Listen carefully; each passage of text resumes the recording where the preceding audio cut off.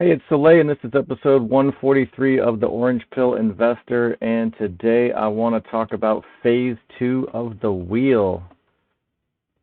So I decided to go ahead and start the wheel just as a little bit of a demo. I pretty much just moved over to selling covered calls. If I want to sell premium on something, I just shortcutted the wheel and I just started buying 100 shares of something, and I sell a covered call against it, immediately start reducing my cost basis. But I thought it would be a good demo to highlight how the wheel actually works. And this is how I got my start. The ROI on selling the puts versus selling the covered calls, as far as I can tell, they're very similar. So that's why I just go straight for the covered call, half of it. But I thought it would be cool to run it as kind of like a demo for demo purposes. So I sold 20 puts. I mean, you can just do one, but you get a little bit of a discount when you get to 20 on Tasty Trade. So instead of paying $1 per contract, once you get over 10 or 20, whatever it is, you only pay $10 for the 20 contracts. So I went ahead and sold 20 puts, and I sold the 2050 strikes. That's why it says that I bought these for 2050, because since I sold the 2050 strike, I was forced Friday after the close to buy 100 shares per contract, so 2,000 shares of Mara, and I had to pay this price, 2050.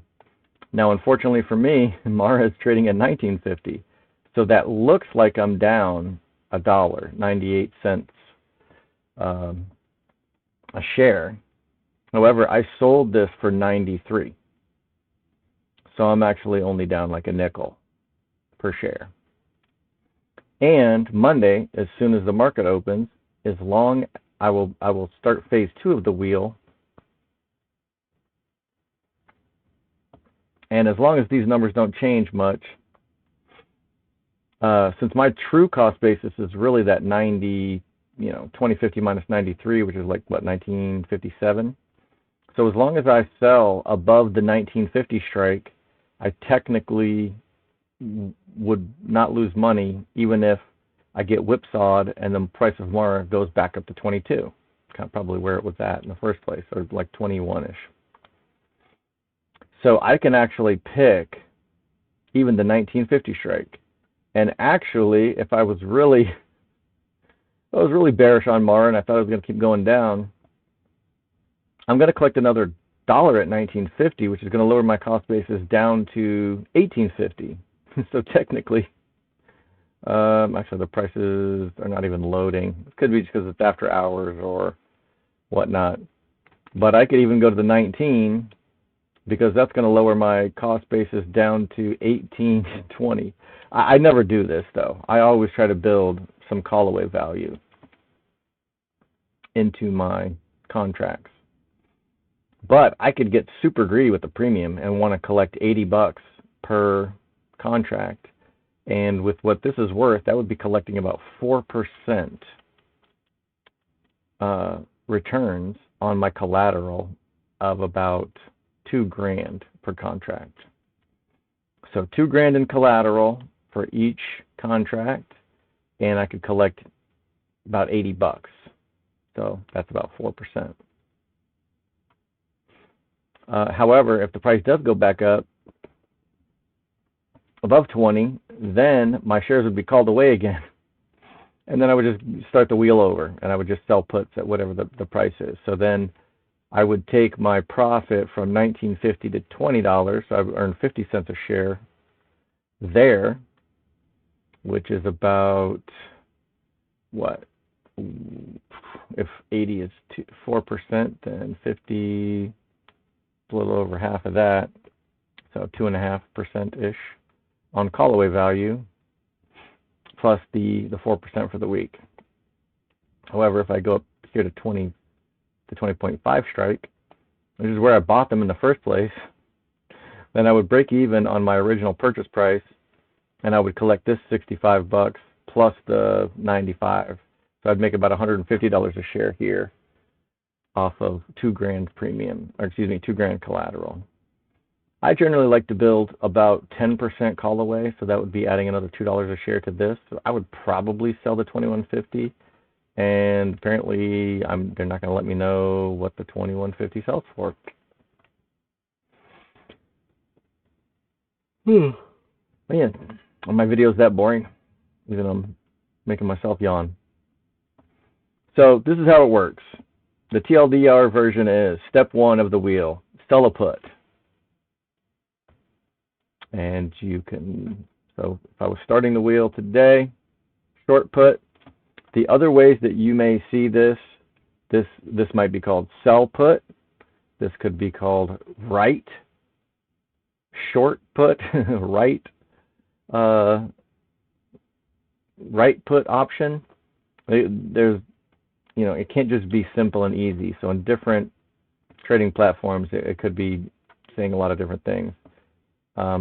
You would call it write because you're writing a new contract. And then it could also say open. So this could just be like sell to open. So anytime you're creating a contract, you're going to open it. And in this case, I would be, going to sell a short put here. And if I was getting in today, I would probably just sell right under at the money, the 19 or the 1950. Collect like 5% premium here.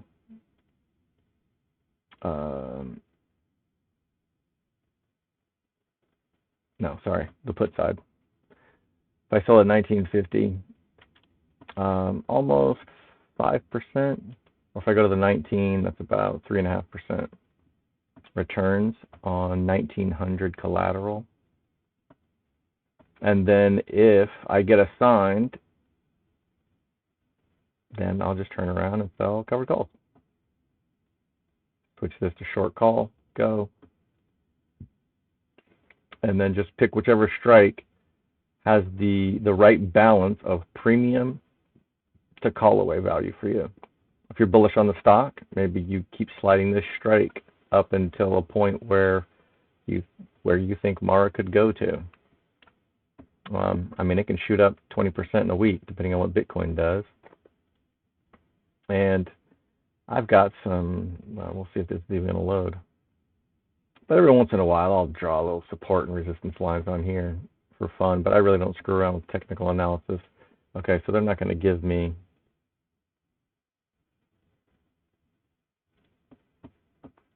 the data for some reason today. But just looking at a year of Mara, this was kind of a steady grind up and a steady grind down, a little bit choppy here, and then grind, and then this went crazy. Was this doubled? Yeah, then it doubled in less than a month, a couple weeks. And then, kaboom, bottomed out, and then came back up, crashed again. So this could be all over the place. This can jump a couple dollars, $5 a week. It just depends. So it's not unusual. Let's see when this is still loading.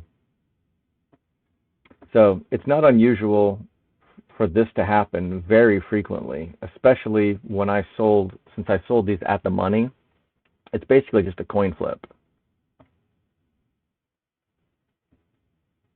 So you can look at the deltas. Did I lose my deltas? Yeah, I think I added the mid price. No, deltas. I got the deltas here. So if I did sell a put at the money, delta is like 0.46. So it's basically 50-50 chance that the price will go below 1950 and you'll get assigned. So this is not unexpected, and it's not like you want it to happen, but I am glad it happened, at least for these demo purposes. So step 1, sell a put. If you're assigned, step 2, sell a call. It's just that easy. And if all you did was just sell puts and collect 4%, 4 or 5% a week, that's 250% returns for the year. 5% a week for 250 weeks. So even if the price never moves on Mara and just stays at $20 a share, you could just keep selling and selling and selling. Which is why I said in my video, if you're gonna sell, put in a limit purchase order, it doesn't make any sense to put in a limit purchase order for 18 when Mara may never go to 18. But if you sell a put at 18, you can just keep collecting all this premium. However, and I should clarify, if you know you want to own Mara, then just buy it. When I say it's dumb to buy, I just mean it's dumb to put a limit purchase order in at this price, a limit purchase that may never trigger, it may never fire, and this may never happen. You're just locking up $1,800 in collateral. But if you're like, I want this stock right now, and I think 1950 is fair, then just buy it. Buy 100 shares, boom, done. But to put in a limit doesn't make any sense to me when you can just make money waiting for it to happen. But if you like it and you want it, yeah, just buy it.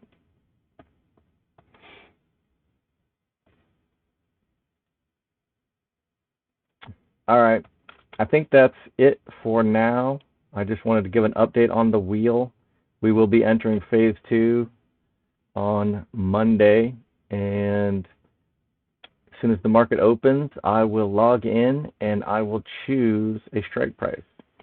If the price is $19.50 right now, I will probably choose the $21.50.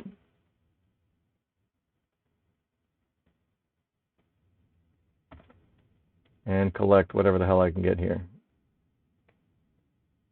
It's about to, so it'll probably be around, hopefully it'll be at least 1%. I try to collect at least 1% premium. I like to bake in 10% call away on these miners, and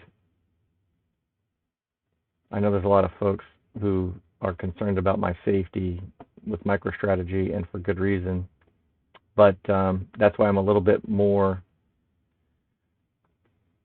I'm a little safer with my strikes, a little bit more careful. And so I baked in almost 20%.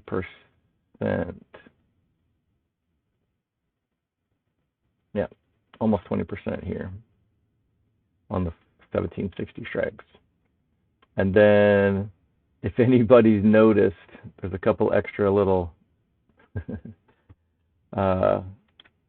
spreads in here that I didn't cover. And I will do some videos on those eventually, but since MicroStrategy was down, I thought it would be a good time to just go ahead and set up a couple of credit put spreads, which means I think the price will go back up. I did one for Mara for fun, betting that the price will stay above 15. MicroStrategy that it'll stay above 1200, and for Riot that it'll stay above 8. And they were approximately 45 days out, the one that I could get closest to that. And so then I set them automatically to close if I get to 50% profit. So sold it for 20, I'll buy it back for 10. Sold this, why does this one say, yeah, sold it for 250. I guess I'm trying to buy it back for 143. I thought I clicked 50% profit, and then same. Maybe this is the current value. Who knows? But generally, like Taster Trade's got a nice little feature here. You can put close for profit, and it's supposed to go to 50% of your purchase price. But what the hell did I get paid for this? It is a problem. I'm going to actually set up my closes incorrectly. I'm going to have to double check that. All right. So I'll cover credit spreads maybe a little bit more in depth, but I don't want to say that that's elite level stuff, but it's completely unnecessary, and it's limited risk, but it's also 100%. So you could lose the entire amount of the contract. Whereas if you own shares of something, as long as those shares don't go to zero, then they still have value, and you can use that value to sell covered calls against. So this is a very, very tiny part of this portfolio, and I kind of just did it for fun. I saw somebody posting about their credit spreads, and I was like, let me just screw around and put a couple spreads on. All right, we'll leave it there for now. Be good, y'all.